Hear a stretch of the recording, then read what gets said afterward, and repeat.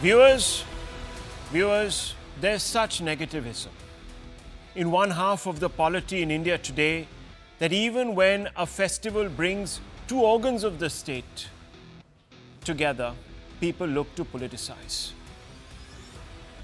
Look at the videos on your screen. The backdrop is defined by the image of Lord Ganesha. There you can see Lord Ganesha, viewers. In the foreground are the Prime Minister and the Chief Justice of India, flanked by his wife, holy men, paying homage to the revered deity. It is Ganesh Chaturthi, and festivals are a time when leaders of state can cross the aisle and engage. It's a time, viewers, in our custom, where even enemies can sometimes close ranks, set aside their animus, and come together for the sake of an elevated spirituality, viewers, for goodness. But this harmless, benign act of socializing, of breaking down barriers, blessed by God, brought on an invitation from the Chief Justice of India to the Prime Minister, has kicked up a storm. Usual suspects in the ecosystem are pained because they think the invitation is a sign that the Chief Justice of India has supplicated before the executive. That fraternizing with the Prime Minister away from professional engagement constitutes a moral compromise with the independence of the judiciary. Viewers, Dr. Manmohan Singh, when he was Prime Minister, invited the then Chief Justice of India to his residence to celebrate iftar. No one had a problem back then. In fact, K.G. Balakrishnan went on to assume a post of some importance, and many people also had a problem with that, but that's a separate issue. I'll come to that, viewers. But in this instance, so blinded by their own compulsions of painting the judiciary as a handmaiden of the government to further a narrative of victimhood, that, oh, we never win in court because, you see, what can we do? The system is rigged against us. There is never any justice for us because the system is rigged against us. The Prime Minister controls everything. This ecosystem has forgotten that the Chief Justice of India has delivered body blows to the NDA of recent. His actions, in fact, speak louder than words. And they will certainly not be compromised just because he sent an invitation to the Prime Minister to be part of something that he believes in, something that a large number of Indians believe in, which is propitiating the gods. Viewers, the Chief Justice of India's verdicts on electoral bond case, the summary Supreme Court bail to several top-flight politicians embroiled in ED cases. You name them, viewers, from Sisodia to the Chief Minister of Jharkhand, to the closest relative of KCR, in the high-profile liquor scam, where the government has put down so much political capital, have all gone against the government. The verdict on the Supreme Court sub-quotas and other matters that have arguably eroded the image of the NDA and possibly even cost them seats in the Lok Sabha elections. If we were sold out, viewers, if our interests were sold out by the Chief Justice of India, we would have known. It would have been apparent. And he wouldn't have upset the government through his rulings either if he wanted to make a quick buck or further his own interest. But because the ecosystem wants to prove that Modi has rigged the entire system, they're pressing on with an outlandish conspiracy theory. Let me introduce you to some of what is being said. Sanjay Raut of the UBT Shiv Sena, the Uddhav Bal Thackeray Sena, has said, this meeting raises questions over the Chief Justice of India's ability to dispense justice objectively, unquote. That's what he is saying. TKS Elangovan, DMK leader, quote, many judges are given big government posts after retirement. This raises doubts on judicial independence, unquote. Viewers, if a Chief Justice moves into the Rajya Sabha right after his term, it's a problem. I agree. But do these people know that there are several tribunals that can only be headed by senior members of the judiciary? So if a judge leaves, retires, and is appointed to a tribunal, it is because that is the written rule. No one's doing anyone a favor.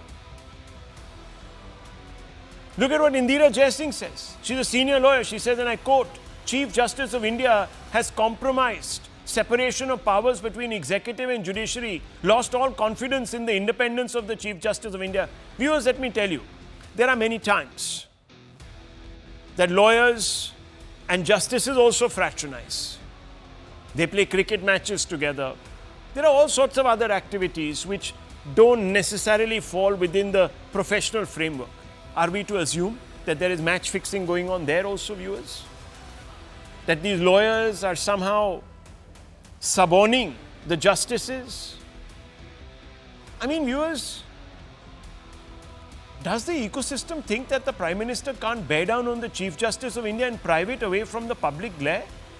That if he has to pass on a message, he has to do it in this fashion? If the CJI is compromising the judiciary's independence, as they allege, wouldn't the other judges have held a press conference, as they have done, to expose in the past, viewers? Is the Chief Justice of India so naive that he would give the ecosystem fodder to make these baseless conjectures by inviting the media for a photo op? It makes no sense, viewers.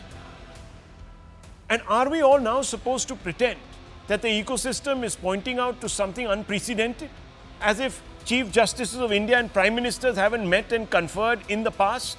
Some of their meetings, viewers, let me even tell you this, and I have tweeted about this, have not been very fleshed out or detailed. There are no real extensive minutes of those meetings. Yet these people met. At every instance, viewers, did money change hands? Did influence change hands? As if Chief Justice of India haven't praised incumbent Prime Ministers in the past. That somehow was okay, and this is not. As if when they have expressed their regard for past PMs, they did this because they were furthering the executive's interests by delivering fixed verdicts or somehow ingratiating themselves so that they could become big bosses after retirement. Anyhow, if previous incidents of bonhomie haven't compromised the integrity of the judiciary, why should this joint puja be seen as a sellout, viewers? Now, here are some hard facts. I'm not just talking through my hat, viewers. I'm going to back up instances in the past of bonhomie between Prime Ministers and Chief Justices of India, or senior members of, active senior members of the judiciary. And let me read them out to you. In the early years of independent India, Prime Minister Nehru, yes, the liberal, law-abiding Prime Minister, met with Chief Justice Kania. It is said these early interactions were pivotal in shaping India's judicial framework. Hardly any detailed minutes of these meetings exist. Now, let me also tell you that Jawaharlal Nehru tried to change the order of succession after the Chief Justice died in office, viewers, of that time. He wanted to bring a judge by superseding 2 or 3 other judges. Viewers, 6 of the justices of the Supreme Court revolted. They wrote letters. They said this cannot be allowed. That order of seniority must be followed. It's an unwritten rule. But Jawaharlal Nehru got the message, viewers. That didn't happen. That didn't happen in the public domain, viewers. where the Prime Minister was doing a joint puja. These things happen behind closed doors, even if they do, viewers, even if they do. There are no detailed, well-documented public records of specific meetings between Indira Gandhi and Chief Justice A.N. Ray in 1973, and he, of course, was appointed by superseding others. July 1953, Chief Justice of the Bombay High Court, M.C. Chagla, in a letter to Prime Minister Nehru, wrote that he was proud of the Prime Minister as he had given the country international status. This was not seen, viewers, as the judges sidling up to Maska Maro, to put it bluntly, Prime Minister Nehru. October 1960, Justice M. Anantanarayana of the Madras High Court, in a defamation case, had described Nehru as a, quote, greatly esteemed national leader, unquote, viewers. Does that mean he was also wanting something? Or he let his bias prevail in that particular matter? April 1958, a bench of Chief Justice of M. Hidayatullah and Justice G. Bhatt of the Madhya Pradesh High Court had termed Nehru as, quote, the most beloved leader of the people, unquote. Does that mean, viewers, they were also supplicating? And subsequent judgments passed by this bench were all skewed against the spirit of the law. 1980, Justice Bhagwati reportedly wrote a congratulatory letter to Indira Gandhi for her election victory. I mean, can you believe that, viewers? What to make of all of this, viewers? Is this really a non-issue? Has the ecosystem, just to further a politics, a narrative, descended now to plucking at non-issues? To throw, as they say, muck, kichad, which is a colloquial expression in Hindi, viewers.